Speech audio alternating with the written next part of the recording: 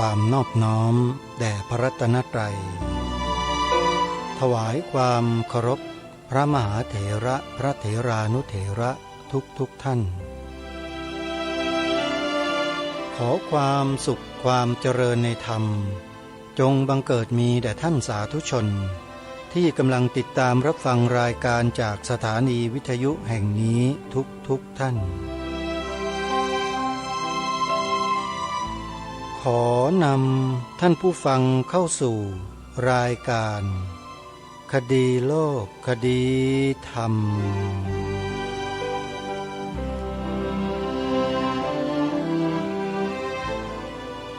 พบกันวันนี้วันขึ้น1 ค่ำเดือน11วันนี้ตรงกับวันศุกร์ที่1พฤศจิกายนพระพุทธศักราช2567รายการคดีโลกคดีธรรมมีให้ท่านผู้ฟังติดตามรับฟังเป็นประจำทุกวันทางสถานีวิทยุพระพุทธศาสนาแห่งชาติคลื่นต่างๆซึ่งท่านสามารถติดตามรับฟังผ่านแอปพลิเคชันบนโทรศัพท์มือถือของท่านได้โดยการดาวน์โหลดแอปพลิเคชันที่ชื่อว่าวิทยุพุทธศาสนาทั่วไทยวิทยุพุทธศาสนาทั่วไทยเป็นแอปพลิเคชันหนึ่งเดียวที่รวบรวมสถานีวิทยุพระพุทธศาสนาแห่งชาติไว้ในที่เดียวกันมากที่สุด47สถานีทุกภูมิภาคของประเทศไทยเพื่ออำนวยความสะดวกต่อสาธุชนในแต่ละภูมิภาคที่อยู่ในต่างถิ่นได้สามารถเปิดรับฟังสถานีวิทยุท้องถิ่นของตนเองได้วิทยุพุทธศาสนาทั่วไทยนี้ได้รวบรวมสถานีวิทยุเหล่านั้นให้กับท่านทั้งหลายไว้พร้อมแล้วขอให้ท่านได้ดาวน์โหลดแล้วบอกให้ผู้อื่นดาวน์โหลดแอปพลิเคชันนี้โดยทั่วถึงกันใครที่บอกให้ผู้อื่นดาวน์โหลดได้สำเร็จผู้นั้นได้บุญสาธุชนผู้ฟังทุกท่านวันพรุ่งนี้วันที่2พฤศจิกายนงานบุญกฐินวัดศรีอุดมวงศ์ได้เริ่มขึ้นแล้วในคืนวันที่2พฤศจิกายนนั้นจะมีการแสดงธรรมฉลองกฐินไปจนถึงรุ่งเช้าเรียกว่าแสดงธรรมฟังธรรมกันสอดแจ้งตลอดทั้งคืนรุ่งเช้าวันที่3พฤศจิกายนประกอบพิธีถวายผ้ากฐินโดยพร้อมเพรียงกันท่านใดจะร่วมบุญสมทบกองกฐินของวัดศรีอุดมวงศ์สามารถโทรศัพท์เข้าไปสอบถามรายละเอียดที่หมายเลข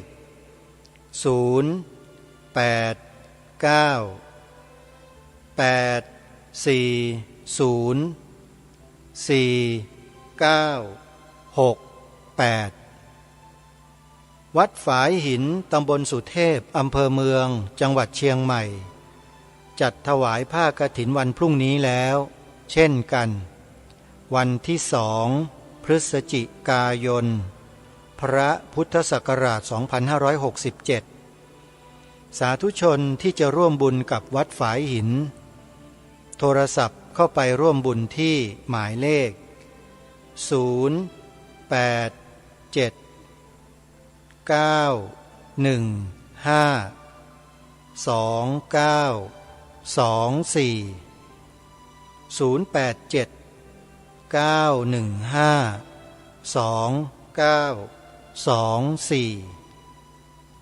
วัดสามชุกตำบลสามชุกอำเภอสามชุกจังหวัดสุพรรณบุรีจัดงานบุญกฐินในวันที่9พฤศจิกายนถวายผ้ากฐินวันนั้นวันเดียวหลังจากถวายผ้ากฐินเสร็จมีบวชเนกขัมมะนุ่งขาวห่มขาวถือศีล8ปฏิบัติธรรมเป็นการฉลองกฐิน ไปจนถึงวันที่12พฤศจิกายนด้วยท่านใดจะร่วมบุญกับทางวัดสามชุกโทรศัพท์ไปที่หมายเลข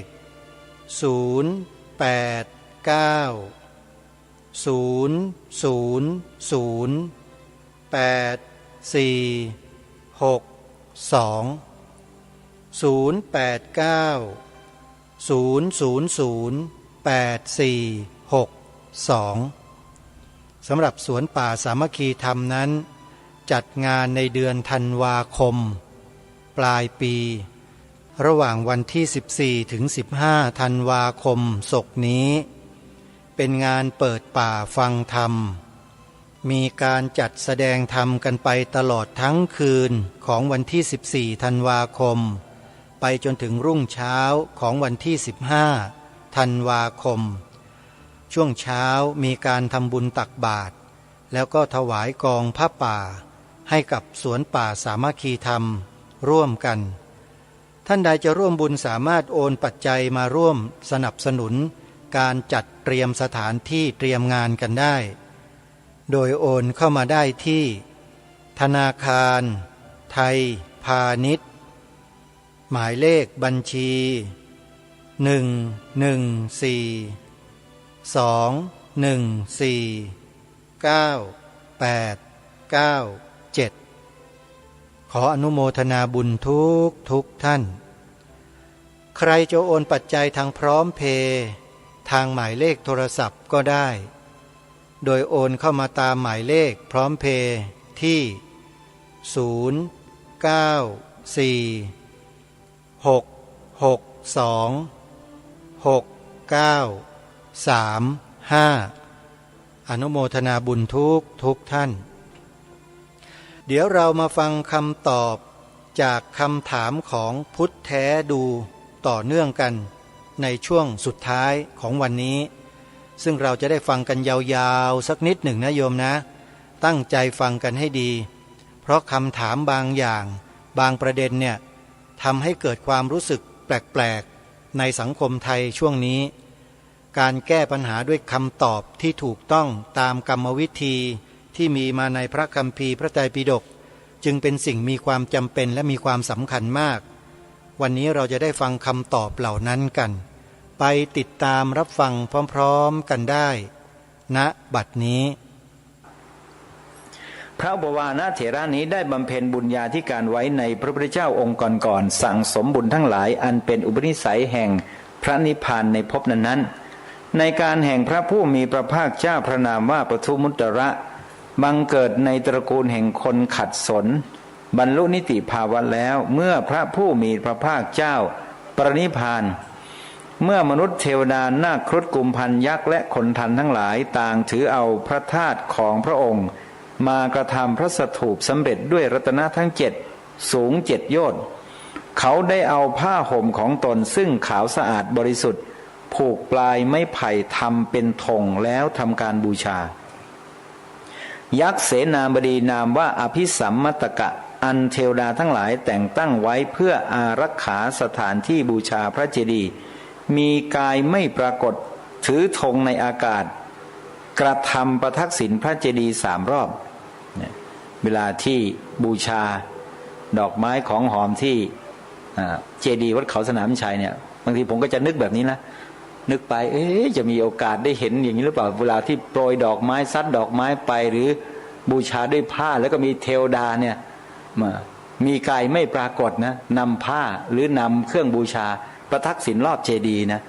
ถ้าเป็นแบบนั้นก็คงจะทำให้เราเกิดความยินดีปลื้มปิตินะแต่ว่าใจของเราอาจจะไม่ถึงใจของท่านก็ได้ก็ต้องทำกันต่อไปเขาเห็นดังนั้นได้เป็นผู้มีใจเลื่อมใสเกินประมาณด้วยบุญกรรมนั้นเขาท่องเที่ยวไปในเทวดาและมนุษย์ทั้งหลาย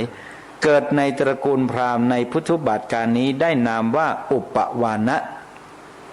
เจริญไว้แล้วเห็นพุทธานุภาพในคราวทรงรับมอบพระเชตวันวิหาร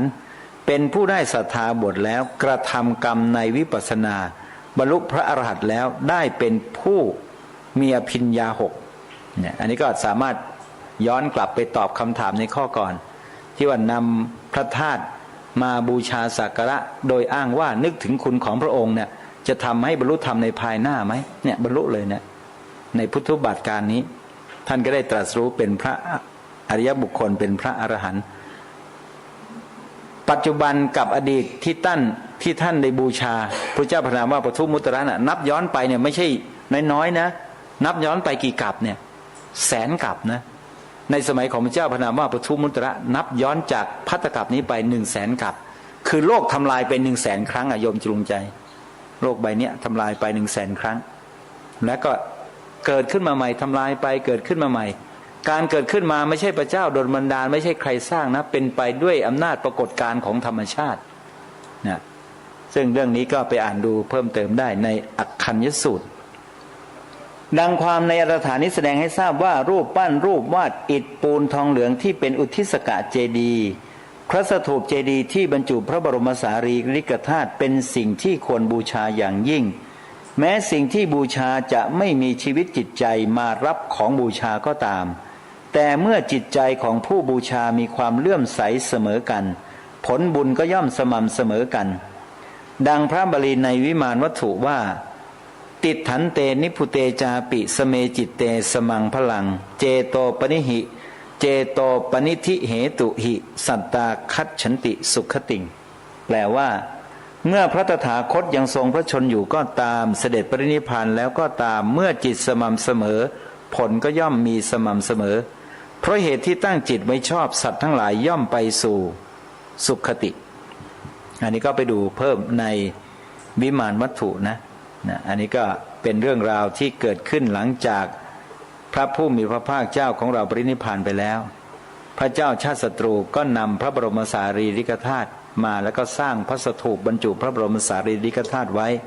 แล้วก็มีการฉลองพระเจดีย์อุบาสิกาท่านหนึ่งไม่ค่อยมีโอกาสได้ไปยังสถานที่ทำการบูชาสักการะด้วยกิจบางอย่างภายหลังมาเมื่อว่างเว้นจากการงานตนเองก็มีความประสงค์จะไปบูชาสักการะพระสถูปเลยได้เก็บเอาดอกบวบขม4 ดอกไปเพื่อบูชาพระสถูปแต่ในขณะที่กำลังเดินทางไปเนี่ยไม่ได้มองดูทิศทางข้างๆในเส้นทางว่ามีอันตรายหรือไม่พอดีมีบัวแม่ลูกอ่อนมามาขวิดแกตายเลยตายจากสภาพชาตินั้นเหมือนหลับและตื่นขึ้นทันทีไปปรากฏตัวอยู่ในท่ามกลางบริษัทของท้าวสักกะเทวราชท้าวสักกะเห็นนางแล้วก็เกิดความอัศจรรย์ใจเพราะว่าพอนางไปอุบัติเกิดขึ้นมันมีความงามมีรัศมีสีแสงล้ำกว่าเทพอัปสรเหล่าอื่นก็เลยมีการสนทนากันหนึ่งในการสนทนานางก็เลยพูดถึงการบูชาสักการะพระสถูปยังไม่ถึงที่นะยังไม่ได้เอาดอกไม้ไปวางไว้บูชานะท่านฝันนะอยู่ในช่วงระหว่างทางนะยังไปเกิดในเทวโลกได้เลยถ้าเกิดเราเดินจากกุฏิมาทำวัดสวดมนต์นะท่านฝันเกิดมีเหตุบางอย่างถูกงูกระปะกัดโอ้โหแล้วก็ตายแบบนี้นะแต่ใจน้อมมาจะบูชาสักการะเนี่ยมีโอกาสไปสุคติได้นะฮะอาจารย์ชอบพูดถึงผมเหมือนก็จะแช่งยังไงไม่รู้ ไม่ได้ยกตัวอย่างเฉยๆคุ้นเคยศิษย์เอกโยมท่านฝันให้เป็นศิษย์เอกใช่เวลานึกถึงก็จะนึกถึงท่านแล้วก็พูดถึงท่านเป็นผู้ที่ไม่มีความโกรธเคืองอะไรนะตั้งใจเรียนเช้าบ่ายค่ำนะวินัยก็เรียนอภิธรรมก็เรียนบาลีก็เรียนทุกคาบวิชานะถ้าว่าเรามีกำลังในการเรียนอยู่ก็เรียนกันต่อไปว่างเว้นจากการเรียนก็ประพฤติปฏิบัติตามสมควรแก่ฐานะโอกาสฉะนั้นการที่เราบูชาสักการะเอาดอกไม้ของหอมไปวางบูชาสักการะเนี่ยได้บุญนะให้สังเกตที่ใจบุญของเราไม่ได้อยู่ที่คนอื่นถ้าเราสังเกตว่าใจของเราในขณะนั้นมีความเลื่อมใสในคุณของพระองค์เป็นต้นเราก็บูชาสักการะได้คำถามข้อที่5ถ้าเราเห็นคนกราบไหว้ก้อนหินเราคงว่าเขาปัญญาอ่อนแกก็ช่างว่าเหลือเกินนะเห็นใครทำอะไรอดไม่ได้จะไปว่าเขาก็หยุดอยู่เฉยๆบ้างก็จะน่าจะดีนะเนี่ยเพราะก้อนหินมันไม่มีชีวิตจะกราบไหว้อย่างไรมันก็ไม่รู้เรื่องแล้วเราที่กราบไหว้อิฐปูนทองเหลืองและไหว้รูปปั้นรูปวาดเราก็ปัญญาอ่อนเหมือนกันใช่ไหมเขากำลังขับเคลื่อนโดยการปฏิเสธการไหว้พระพุทธรูป โดยใช้คำพูดโดยประการที่ให้รู้ว่าถ้าคุณไปไหว้เนี่ยคุณปัญญาอ่อนนะแต่หารู้ไหมว่าเรามีศรัทธาเราไม่ได้ปัญญาอ่อนเราจึงไม่หลงกับคำถามแบบนี้นะเพราะสิ่งเหล่านั้นมันไม่มีชีวิตจะกราบไหว้อย่างไรมันก็ไม่รู้เรื่องตอบผู้ที่กราบไหว้พระพุทธรูปที่ทำมาจากอิฐหินปูนทรายหรือทองเหลืองนั้นมีการศึกษาพระพุทธศาสนามาพอสมควรเราจะบอกว่าเราศึกษามากเดี๋ยวเขาจะหาว่าเราอีกนะเอาพอสมควรพอทราบว่าพระพุทธรูปนั้นเป็นเจดีย์หนึ่งในเจดีย์3หรือ4ประการคือ 1. พระบรมสารีริกธาตุเป็นทาตุกะเจดีย์ 2. ต้นพระศรีมหาโพธิ์เป็นบริโภคะเจดีย์ 3. พระพุทธรูปเป็นอุทิศกะเจดีย์และ 4. เจดีย์ที่สร้างบรรจุคำสอนของพระพุทธองค์มีปฏิจจสมุปบาทเป็นต้นเป็นธรรมเจดีย์เนี่ยถ้าเราบูชากราบไหว้พระพุทธรูปที่ทำมาจากอิฐหินปูนทรายก็คือเรากราบไหว้อุทิศกะเจดีย์ดังนั้นเมื่อมีการกราบไหว้บูชาสักการะองค์พระพุทธปฏิมาด้วยดอกไม้ของหอมเป็นต้นจึงเกิดจากความเลื่อมใสของผู้นั้นบุญที่เกิดขึ้นจะเป็นไปในลักษณะที่มีปัญญาประกอบหรือไม่มีปัญญาประกอบก็ตามก็ไม่ชื่อว่าเป็นคนปัญญาอ่อนแต่อย่างไรทำได้นะโยมนะโยมเกศก็ไม่ต้องกังวลใจว่าเอ๊ะฉันจะปัญญาอ่อนหรือเปล่าเพราะว่าบางคนบางท่านน่ะไม่เห็นหลักฐานและเหตุผลน่ะพอได้ยินว่าเฮ้ยคุณไปกราบไหว้อิฐหินปูนทรายเนี่ยมันไม่มีชีวิตปัญญาอ่อนนะคุณก็อาจจะเลิกกราบไหว้ก็ได้ฉะนั้นก็ให้มั่นใจได้ว่าพระองค์ตรัสเรื่องของเจดีย์ไว้ถ้าเราบูชาสักการะพระพุทธรูปโดยใส่ใจว่านี้เป็นอุทิศกะเจดีย์เป็นสิ่งที่พระองค์แนะนำให้บูชาสักการะเราก็จะได้เกิดความมั่นใจว่าเราทำไปด้วยเหตุด้วยผลที่เราได้ยินได้ฟังมาไม่ใช่เป็นไปตามความเชื่อโดยขาดหลักของเหตุผลต่อไปคำถามข้อที่6ประเพณีของคนกินเจมักจะพูดว่าถ้าเราไม่กินเนื้อสัตว์เขาก็ไม่ฆ่าสัตว์มาขาย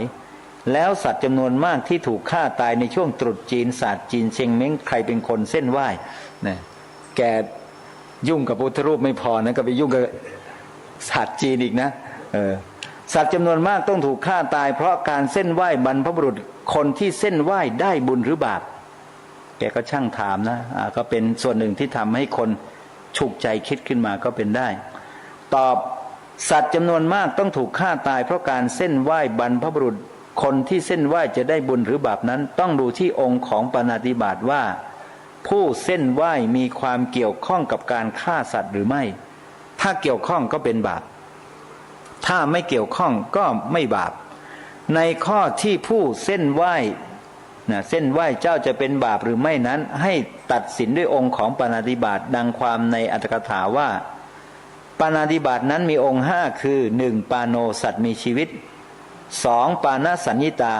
ตนรู้ว่าสัตว์มีชีวิต 3. วัฏกะจิตตังจิตคิดจะฆ่า 4. อุปักกโมมีความพยายามคือลงมือฆ่า 5. เตนะมรณังสัตว์ตายด้วยความพยายามนั้นถ้าผู้เส้นไหว้เจ้ามีองค์ของปาณาติบาตนี้ครบทั้ง5ประการผู้เส้นไหว้เจ้าก็เป็นบาปชื่อว่าเป็นผู้กระทำปาณาติบาตแต่ถ้าหากว่าไปซื้อเนื้อสัตว์ที่มีวางขายตามท้องตลาดอยู่แล้วผู้เส้นไหว้นั้นก็ไม่มีส่วนในการสั่งหรือในการฆ่าบาปก็ไม่เกิดแก่ผู้นั้นโยมที่ไหว้เจ้าก็เบาใจได้ถ้าเราไปซื้อเนื้อตามท้องตลาดเราไม่มีส่วนในการทำปาณาติบาตเพราะมันตายมาแล้วเขาชำแหละเอามาขายแล้วไม่ว่าจะเป็นเนื้อหมูเนื้อเป็ดเนื้อไก่เนื้ออะไรก็ตามนะที่เขาวางขายเราไม่ซื้อเขาก็วางขายโดยปกติของเขาอยู่แล้วถึงแม้วันนี้เราจะไปตลาดขายเนื้อแต่เราไปซื้อผักนะเนื้อมันก็มีอยู่แล้วและเราก็ไม่มีส่วนในการฆ่าด้วยเมื่อเราไม่มีส่วนในการฆ่าและเราจะบาปได้อย่างไรฉะนั้นประเด็นของคำถามที่ถามว่า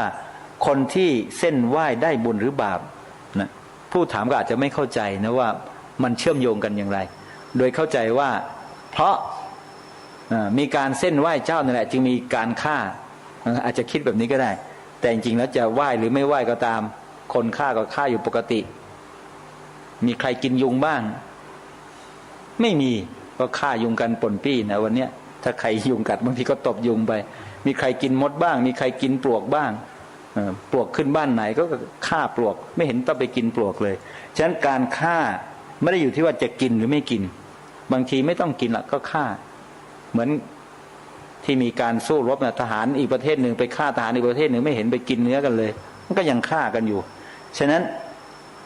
ในเมื่อมีการฆ่าจะด้วยเหตุผลอะไรก็ตามถ้าเราไม่มีความเกี่ยวข้องกับองค์ของปาณาติบาตให้เบาใจได้เลยว่าเราจะไม่มีบาปติดพันงั้นสำหรับผู้ที่ไหว้เจ้าหรือผู้ที่กินเนื้อสัตว์ก็ให้เกิดความเบาใจได้ว่าเราไม่ได้มีความเกี่ยวข้องกับบาปของผู้ฆ่าแต่อย่างไรต่อไปคำถามที่7เด็กยังรู้ว่าคนตายไม่กินอาหารแล้วคนที่เอาอาหารตั้งให้คนตายกินในวันตรุษจีนศาสตร์จีนเชงเม้งที่หน้าโรงหรือที่หิ้งบูชาพระมันปัญญาอ่อนใช่ไหมแกก็ติดอยู่กับคำว่าปัญญาอ่อนเนี่ยนะผมก็นำมาพูดให้ฟังอีกคืออยากจะให้เขารู้ว่าวิธีคิดของเขาเนี่ยมันควรไหมที่จะตั้งคำถามในลักษณะเชิงให้คนเกิดปฏิฆะในการศึกษาธรรมะหยาบกว่านี้ก็มีนะแต่ไม่เอามาเนี่ยผมอ่านหมดแล้วนะหยาบมากเลยอ๋อเขาไม่ได้ถามใช่ไหมไม่ได้ถามคิดจะแซะแซะเป็นบุญหรือเป็นบาปเนี่ยก็ถามขึ้นมาอีกดูคำตอบนะ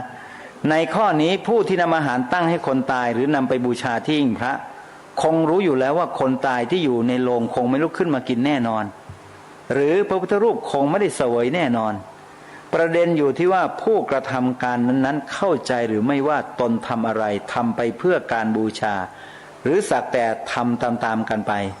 ถ้ารู้เหตุผลในการกระทำก็คงไม่ใช่คนปัญญาอ่อนแต่อย่างไรแต่ว่าอาจจะเป็นการทำโดยที่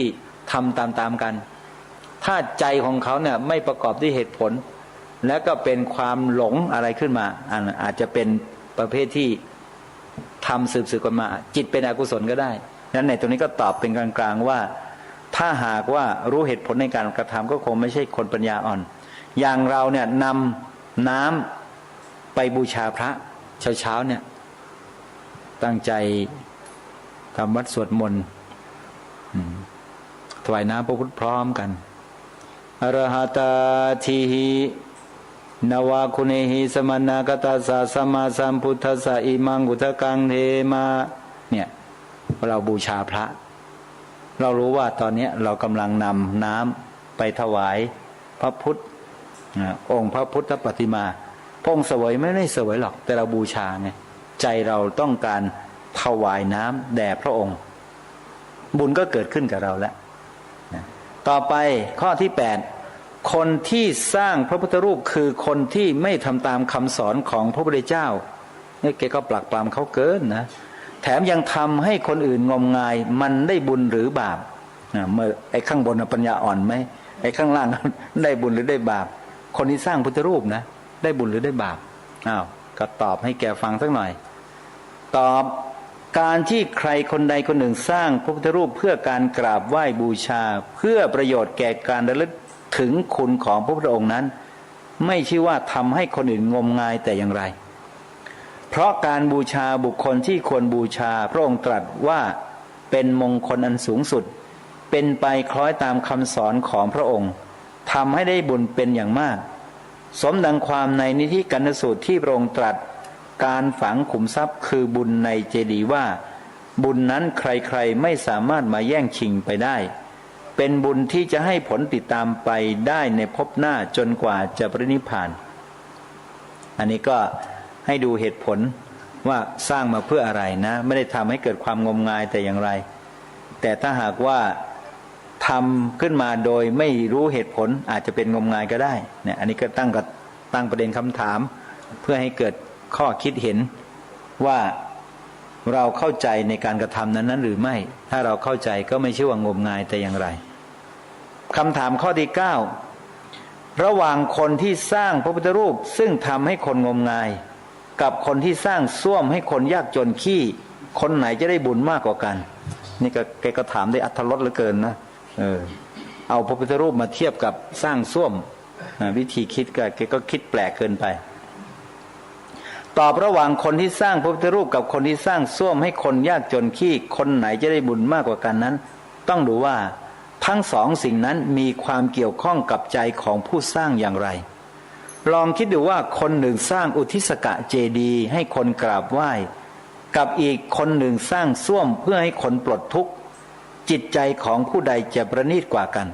เวลาที่เราสร้างอุทิศกะเจดีย์ไปงานเททองไปร่วมเจริญกุศลสวดพระปริตรบ้างอะไรบ้างในงานเททองใจของเราเป็นยังไงให้สังเกตที่ใจนะเพราะบุญจะมากจะน้อยอยู่ที่จิตใจของบุญนั้นจะประณีตมากน้อยกว่ากันงั้นก็ให้สังเกตจิตใจของผู้ใดว่าประณีตกว่ากันหากชาวพุทธที่มีศรัทธาในปัญญาตรัสรู้ของพระตถาคตเจ้าแล้วก็ตอบได้เลยว่าสร้างอุทิศกะเจดีย์ย่อมได้บุญมากกว่าสร้างส้วมให้คนยากจนขี้แน่นอนอันนี้อ่านตามเขานะข้อนี้สมดังความในพระบาลีและอัตถกถาว่าอารามะโรปาวณโรปาเยชนาเสตุการกาปปัญจะอุทปานัญจะเยททันติอุปัสสยังทิสังเตสังที่วาจรัตโตจะสัทธาปุญญังปวัตติธรรมัฏฐาศีลสัมปันนาเตชนาสักขคามิโนแปลว่าชนเหล่าใดสร้างอารามสวนไม้ดอกไม้ผลปลูกหมู่ไม้ใช้ร่มเงาสร้างสะพานและชนเหล่าใดให้โรงน้ำเป็นทานและบ่อน้ำทั้งบ้านที่พักอาศัยชนเหล่านั้นย่อมมีบุญเจริญในการทุกเมื่อทั้งกลางวันและกลางคืนชนเหล่านั้นตั้งอยู่ในธรรมสมบูรณ์ด้วยศีลเป็นผู้ไปสวรรค์และท่านก็อธิบายในอัตถกถาเกี่ยวกับคำว่าวณโรปาข้อความนี้นะอารามะโรปาวณโรปาเนี่ยท่านอธิบายว่าทำการล้อมเขตแดนในป่าธรรมชาติที่เกิดขึ้นเองแล้วทำเจดีย์ปลูกต้นโพทำที่จงกรมทำมณฑปกุฏิที่หลีกเร้นและที่พักในเวลากลางวันและกลางคืนเนี่ยถ้าหากว่ามีการสร้างพุทธรูปก็อยู่ในกลุ่มของเจดีย์นะฮะสร้างเจดีย์อุทิศกะเจดีย์ไว้อธิบายว่าเมื่อไม่ตรึกถึงอกุศลวิตกเมื่อไม่หลับบุญย่อมเจริญพระผู้มีพระภาคเจ้าตรัสว่าบุญย่อมเจริญทุกเมื่อดังนี้ทรงหมายเอาเนื้อความนี้ว่าก็ในการใดย่อมระลึกถึงในการนั้นบุญย่อมเจริญทั้งกลางวันกลางคืนนึกถึงว่าสร้างส้วมให้คนไปถ่ายหนักถ่ายเบากับสร้างองค์พระเพื่อกราบไหว้บูชาสักการะถ้าอาจารย์หมอเนี่ยนึกถึงเนี่ยจิตใจของเราเนี่ยเวลาระลึกนึกถึงอย่างไหนจะรู้สึกปลื้มใจมากกว่ากันเวลาที่มีการสร้างพระเจดีย์เวลาที่เห็นผู้คนไปกราบไหว้บูชาสักการะนะงั้นการวางใจวางจิตวางใจในคราวที่เราได้รู้เหตุผลในการทำแต่ละครั้งนั่นแหละเป็นตัววัดว่าในคราวครั้งนั้นบุญมากหรือบุญน้อยกว่ากันพระผู้มีพระภาคในสมัยใกล้พระนิพพานพระองค์ได้ตั้งอธิษฐานจิตไว้ว่าบุคคลที่เห็นพระองค์ในช่วงที่พระองค์ยังทรงพระชนอยู่มีจำนวนน้อยคนที่ยังไม่เห็นเนี่ยมีจำนวนมากกว่าพระองค์ได้ตั้งจิตอธิษฐานว่าหลังจากพระองค์ปรินิพพานไปเนี่ยขอให้พระธาตุของพระองค์กระจัดกระจายคือพระธาตุกระจายไปยังสถานที่ต่างๆคนผู้มีศรัทธาได้นำเอาพระธาตุนั้นไปสร้างเจดีย์และบรรจุไว้คนไปกราบไหว้ก็จะประสบบุญเป็นอันมากท่านก็อธิบายในลักษณะนี้นะงั้นเกี่ยวกับเรื่องของการสร้างพุทธรูปไม่ได้สร้างขึ้นมาเพื่อให้ใครงมงายนะสร้างขึ้นมาเพื่อบูชาสักการะนะให้ตนเองเนี่ยมีใจน้อมไปในคุณของพระผู้มีพระภาคเจ้าได้โดยอาศัยการกราบไหว้บูชาพระเจดีย์นั้นนั่นแหละต่อไปคำถามข้อที่10พระพุทธเจ้าไม่เคยตรัสว่าสัญลักษณ์ของศาสนาพุทธคือพระพุทธรูปแล้วคนที่อ้างว่าเป็นสัญลักษณ์เอามาจากไหนแกก็ยังไม่จบนะคำถามของแกมีเยอะแต่เอามาแค่10ข้อพอนะต่อพระพุทธเจ้าไม่เคยตรัสว่าสัญลักษณ์ของศาสนาพุทธคือพระพุทธรูปแต่พระพุทธองค์ตรัสเรื่องพระเจดีย์ไว้ดังความว่าโสสาทูติสัมปติฉิตวาตถาคตังปุจฉิอันนี้ก็เป็นเรื่องของพระอานนทเถระนะ พระอานนท์รับคำของเศรษฐีแล้วก็ถามพระตถาคตเจ้ากตินุโขพันเตเจติยานิก็มีการถามว่านะข้าแต่พระองค์ผู้เจริญพระเจดีย์เจดีย์นั้นมีกี่ประการครับผู้มีพระภาคตรัสว่าตีนิอานันทะอานนท์เจดีย์มีอยู่3อย่างพระอานนท์ก็ถามต่อไปอีกว่ากัตมานิพันเตตีนิข้าแต่พระองค์ผู้เจริญเจดีย์3ประการนั้นเป็นไฉนพระผู้มีพระภาคตรัสว่าสารีริกังปาริโภคิกัง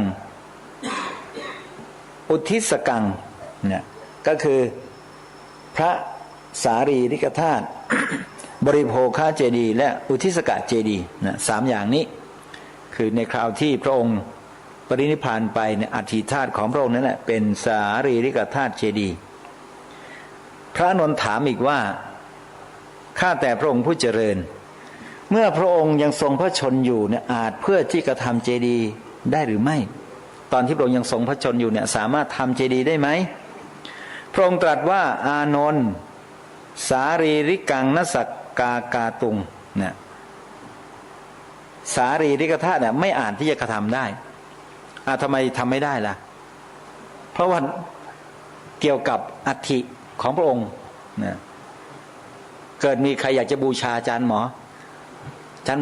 เคารพอาจารย์หมอแล้วขอลอกกระดูกสักข้อหนึ่งอะไปบูชานะโอ้กูคงไม่ให้หรอกแบบนี้นะเอาผมเอาอะไรไปใช่ไหมเอาผมไปใช่ไหมฉะนั้นคำว่าสารีริกะในที่นี้มุ่งหมายถึงพระบรมสารีริกธาตุที่เราเรียกถ้าพูดแบบบ้านๆภาษาบ้านๆคือกระดูกของพระองค์แต่เราจะไม่เรียกว่ากระดูกเราเรียกว่าพระธาตุหรือพระบรมสารีริกธาตุอย่างเช่นกระดูกของคนตายของบุพการีพ่อแม่นะปู่ย่าตายายแล้วก็อัฐิก็คือกระดูกผู้ตายเนี่ยก็เช่นเดียวกันนะตอนที่พระองค์ยังทรงพระชนอยู่จะสามารถมีพระบรมสารีริกธาตุไหมเนี่ยไม่มีเนี่ยพระองค์ก็เลยตรัสว่าไม่อาจที่จะทำตันหิพุทธานังปรินิพพานกาเลโหติก็บอกว่าในการเป็นที่ปรินิพพานของพระเจ้าทั้งหลายเนี่ยสารีริกธาตุเนี่ยจึงจะมีได้ต่อไปอุทิศกังอวัตถุกังมะมายะตะมะมายะนะมัตตะเมวะโหติเนี่ยก็คืออุทิศกาเจดีย์ก็ไม่สามารถที่จะทำได้เช่นกันเพราะว่าไม่มีวัตถุไม่มีที่ตั้งไม่มีสิ่งที่จะทำให้เกิดขึ้นเพราะมีความเป็นไปเกี่ยวเนื่องกับพระองค์นะฉะนั้นในคราวที่ใครจะทำรูปเหมือนนะให้เกิดขึ้นในสมัยนั้นที่จะทำรูปเปรียบพระองค์เนี่ยไม่มีใครทำมีแต่การนึกถึงคุณของพระองค์แต่ไม่มีการสร้างพระพุทธรูปขึ้นมาครับอย่างทางวาสก2คนที่ขอเกศาธาตุไปเข้าไปบูชากรณีนั้นเรียกว่าในคราวที่นำเกศาธาตุไปนะท่านก็เรียกว่าเจดีย์เหมือนกันนะตั้งแต่ที่พระองค์ยังไม่ได้ตรัสรู้เป็นพระสัมมาสัมพุทธเจ้ามวยผมที่ตัดที่ฝั่งแม่น้ำอโนมาเนี่ยที่พระองค์ใช้พระขันตัดแล้วก็โยนไปในเบื้องบนแห่งน้ำพาอากาศพระองค์ตั้งจิตอธิษฐานก่อนนะถ้าจะได้เป็นพระสัมมาสัมพุทธเจ้าก็ให้เส้นผมของพระองค์เนี่ยลอยอยู่ท้าวสักกะก็เลยนำมารับไปแล้วก็ไปบรรจุที่เจดีย์จุฬามณีใช่ไหมก็เป็นเจดีย์ได้อุบาสกตปุสะพันลิกะใช่ไหมที่ขอไปเนี่ยตอนนั้นก็พระองค์ก็ให้เส้นผมไปเส้นพระเกศาไปถ้าเทียบเคียงกับเรื่องของท้าวสักกะที่นำมวยผมไปก็สามารถกล่าวได้ว่าเป็นเจดีย์นะที่เกี่ยวเนื่องกับพระองค์แต่นี้ในที่นี้มุ่งหมายถึงพระธาตุและในคราวที่พระองค์ยังทรงพระชนอยู่พระธาตุก็ไม่สามารถที่จะมีได้พระพุทธรูปก็ไม่ปรากฏโดยวัตถุที่สร้างขึ้นมานะเพราะว่ามีความเกี่ยวเนื่องกับพระองค์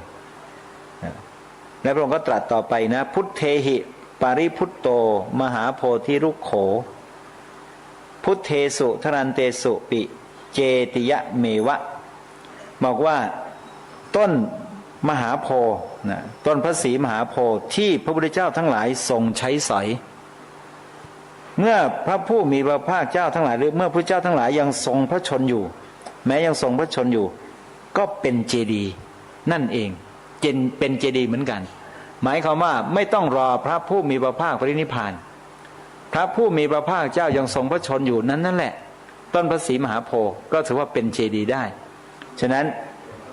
คนในยุคนั้นสมัยนั้นเมื่อต้องการที่จะบูชาเจดีย์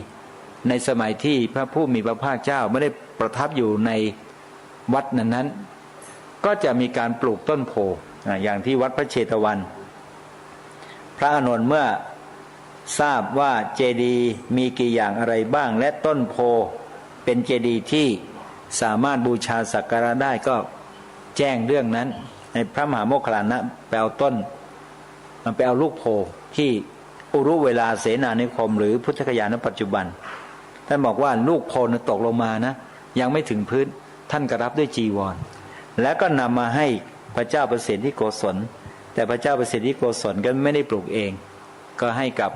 อนาถบิณฑิกาเศรษฐีปลูกไว้ที่หน้าประตูวัดเชตวันอันนี้ก็เป็นเรื่องราวเกี่ยวกับเจดีย์ที่บอกว่าพระพุทธเจ้าไม่เคยตรัสว่าสัญลักษณ์ของศาสนาพุทธคือพุทธรูปแต่พระองค์ก็ตรัสเรื่องเจดีย์ไว้ไม่ได้บอกโดยตรงแต่บอกว่าธรรมและวินัยเนี่ยจักเป็นศาสดาไม่ได้บอกว่าพระพุทธรูปจักเป็นศาสดานะแต่พระองค์ก็ตรัสเรื่องเจดีย์ไว้ว่าควรแก่การบูชาสักการะข้อความที่ปรากฏในอรรถกถาท่านอธิบายเพิ่มนะในปรมัตถโชติกาอรรถกถาได้อธิบายเจดีย์อย่างที่กล่าวไว้นะว่ามีอยู่ด้วยกัน3ประการดังนั้นเรื่องของเจดีย์ปรากฏทั้งในบาลีและอรรถกถาฉะนั้นข้อความที่ถามว่าเนี่ยพระพุทธเจ้าไม่เคยตรัสว่าสัญลักษณ์ของศาสนาพุทธคือพระพุทธรูปแต่พระพุทธองค์และแต่มีคนอ้างว่าเป็นสัญลักษณ์เอามาจากไหนก็คือเอามาจากพระบาลีและอรรถกถาการที่เราเป็นชาวพุทธได้มีการศึกษาเรียนรู้พระธรรมคำสอนของพระองค์ทั้งในส่วนของพระบาลีอรรถกถาก็จะทำให้เราเกิดความเชื่อมั่นเกิดความศรัทธาในพระธรรมคำสอนของพระองค์นั้นบุคคลที่เข้าใจว่าตนเองเป็นพุทธแท้เกิดตั้งคำถามขึ้นมาเพื่อให้ชาวพุทธอย่างเราได้เกิดข้อวินิจฉัยว่าเราเป็นผู้ที่มีปัญญาหรือเราเป็นผู้ที่มีความงมงายหรือไม่อย่างไรอันนี้ก็สังเกตให้สังเกตที่จิตใจของเราถ้าเราได้เหตุได้ผลในการศึกษาเรียนรู้แล้วก็ประพฤติปฏิบัติตามที่พระองค์ได้ตรัสแสดงไว้เราก็ไม่ชื่อว่าเป็นผู้มีปัญญาอ่อนแต่ถ้าเทียบกับคนที่มีปัญญากล้าเราก็อ่อนกว่าเขาเพราะว่ามันทะบุคคลติขะบุคคลเนี่ยมันทะบุคคลเป็นคนที่มีปัญญาอ่อนติขะบุคคลคือคนที่มีปัญญากล้าแต่ปัญญาอ่อนในชนิดไม่ใช่ปัญญาอ่อนแบบไม่รู้เรื่องรู้ราวนะแต่เทียบกับอีกบุคคลหนึ่งสู้ปัญญาของอีกบุคคลหนึ่งไม่ไหวไม่ได้นะฉะนั้นการตรัสรู้ธรรมของบุคคลผู้เป็นมันทะบุคคลก็มีอยู่การตรัสรู้ธรรมของบุคคลผู้เป็นติขะบุคคลก็มีอยู่เราเองก็ไม่ทราบว่าเราเป็นบุคคลประเภทไหนแต่ถ้าหากว่าเรายังอยู่กับคำสอนของพระองค์อาศัยการศึกษาเรียนรู้การประพฤติปฏิบัติธรรมสมควรแก่ธรรมก็อาจจะเป็นเหตุให้เราได้พัฒนาตนเองจากที่ไม่มีปัญญาก็มีปัญญาขึ้นมาจากที่ไม่มีศรัทธาในพระธรรมคำสอนก็อาจจะมีศรัทธาเพิ่มขึ้นฉะนั้นข้อสงสัยที่พุทธแท้ถามมาก็นำมาตอบบางส่วนที่สามารถตอบได้คำใดก็ตามที่อาจจะไม่ได้เหตุผลเท่าที่ควรก็ไปศึกษาเพิ่มเติมในพระไตรปิฎกทั้งในส่วนของพระบาลีและก็ศึกษาเพิ่มเติมจากในอรรถกถาหรือถ้ายังไม่เข้าใจชัดก็ไปดูในชั้นฎีกาโยชนาคันถีไปตามลำดับเพื่อให้เกิดความรู้ความเข้าใจที่ถูกต้องฉะนั้นในวันนี้ก็ขออนุโมทนาในกุศลเจตนาของครูบาอาจารย์ทุกรูปทุกท่านต่อทั้งญาติโยมสาธุชนทุกคนทุกท่านก็ขอให้บุญกุศลที่เกิดขึ้นจากการศึกษาและเรียนพระธรรมวินัยของพระองค์ก็ดี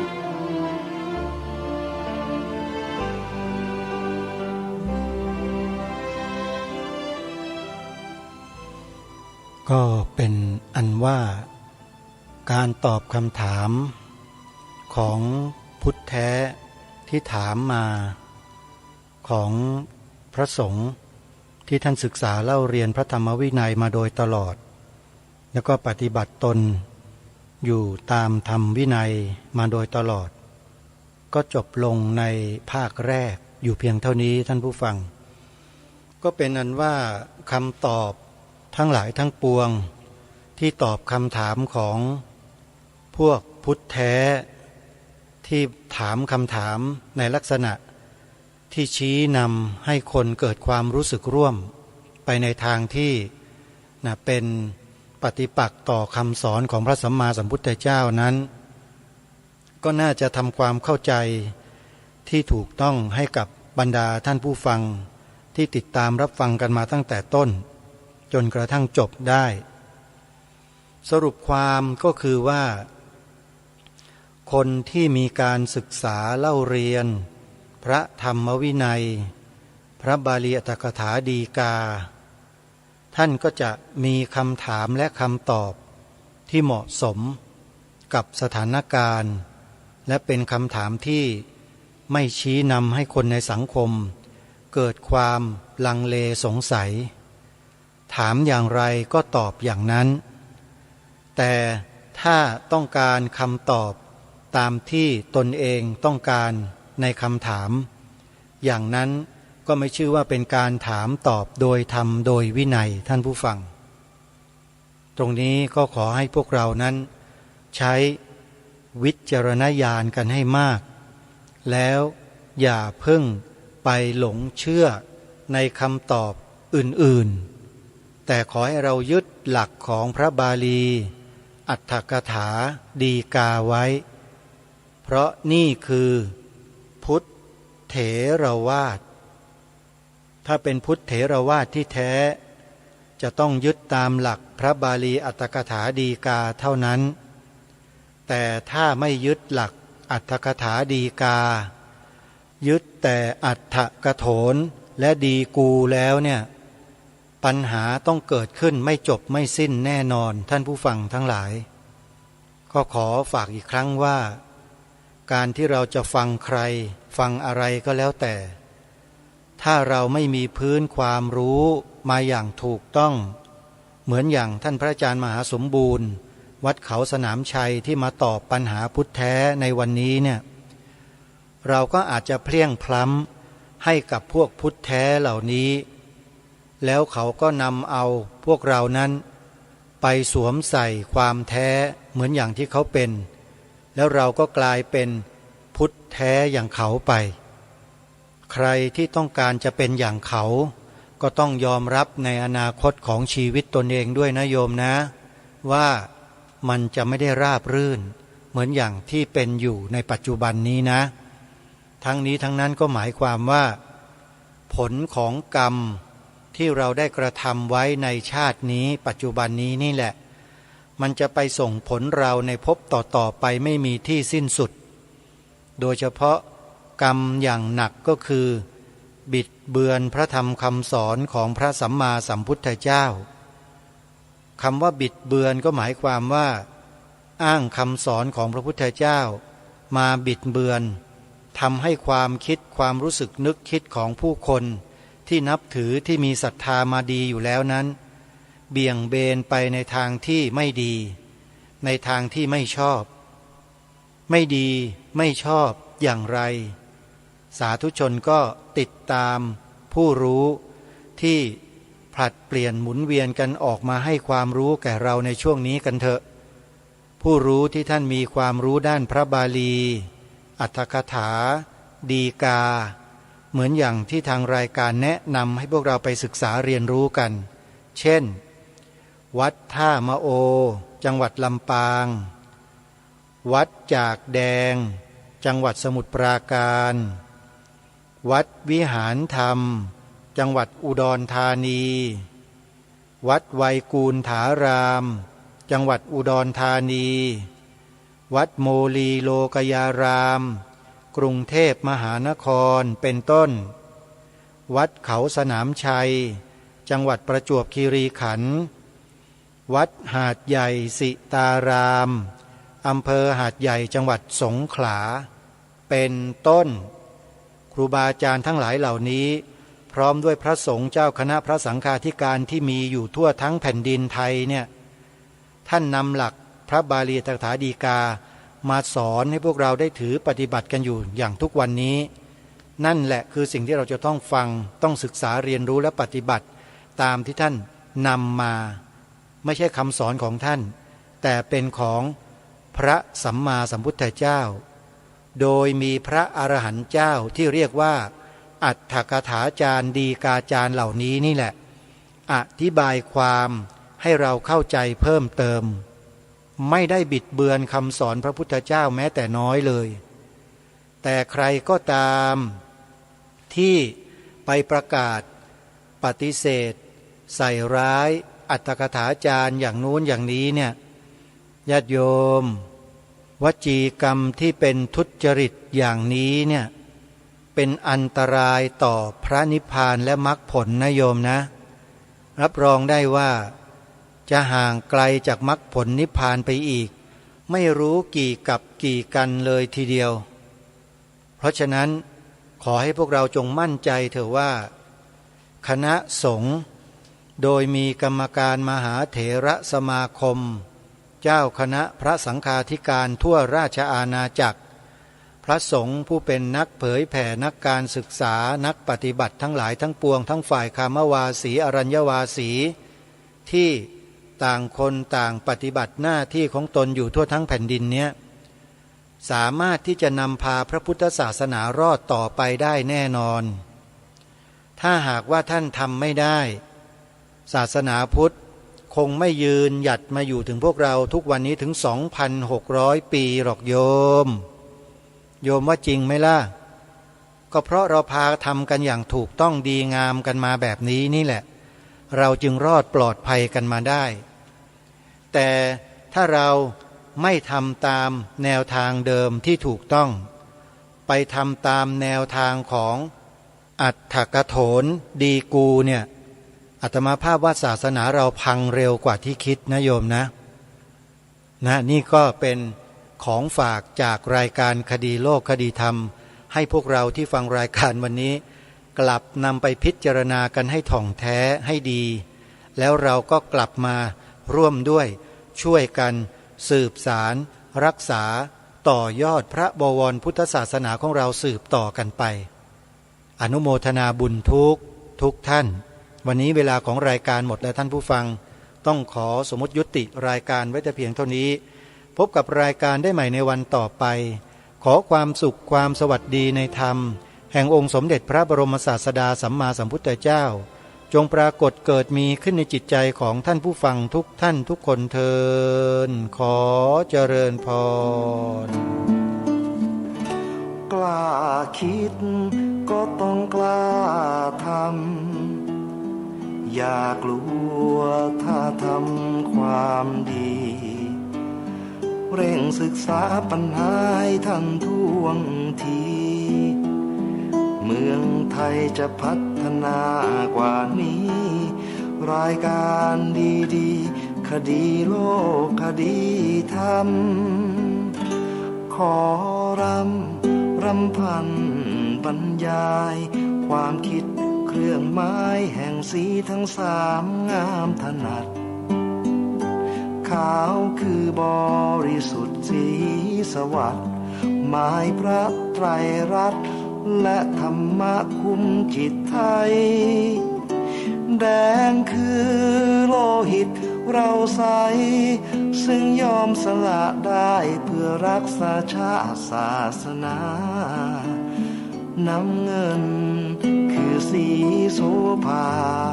อันจอมประชาถ้าโปรดเป็นของส่วนองค์จัดริ้วเข้าเป็นไตรรงค์จึงเป็นสีธงที่รักแห่งเราชาวไทยทหารอวตารนำไปยงยุทธวิชัยวิชิตก็ชูเกียรติสยาม